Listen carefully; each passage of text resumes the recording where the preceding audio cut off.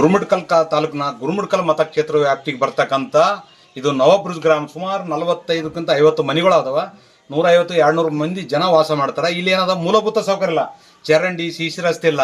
ಅದು ಗೋಳಾಟ. ಮಳೆ ಬಂತಂದ್ರೆ ಸಾಕು, ಚರಂಡಿ ನೀರು ಅದ್ರ ಮ್ಯಾಗ ಹರ್ಕಂತ ತಿರುಗಾಡ್ತಕ್ಕಂಥ ಪರಿಸ್ಥಿತಿ. ಜಾನುವಾರು ಒಂದಾದ್ರೆ ಶಾಲಾ ಮಕ್ಕಳು ಕೂಡ ಅದೇ ಚರಂಡಿಯಲ್ಲೇ ನೀರಿನಲ್ಲೇ ನಡ್ಕೊಂತ ಹೋಗ್ಬೇಕು. ಆ ವ್ಯವಸ್ಥೆ ಆಗಿಲ್ಲ. ತಕ್ಷಣ ಅದು ಕ್ರಮ ಕೈಗೊಂಡು ಸಿಸಿ ರಸ್ತೆ ಚರಂಡಿ ಮಾಡಬೇಕು. ಒಂದು.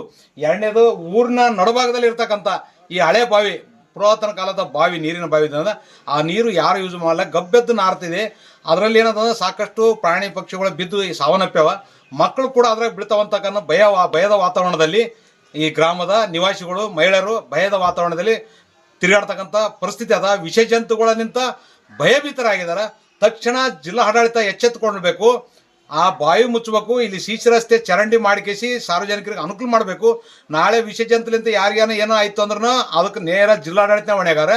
ಬಾವಿಯಲ್ಲಿ ಏನಾದರೂ ಅಪಘಾತ ಆದರೂ ಕೂಡ ಸರ್ಕಾರ ಮತ್ತು ಜಿಲ್ಲಾಡಳಿತ ನೇರ ಹೊಣೆ ಹೊರಬೇಕಾಗ್ತದ.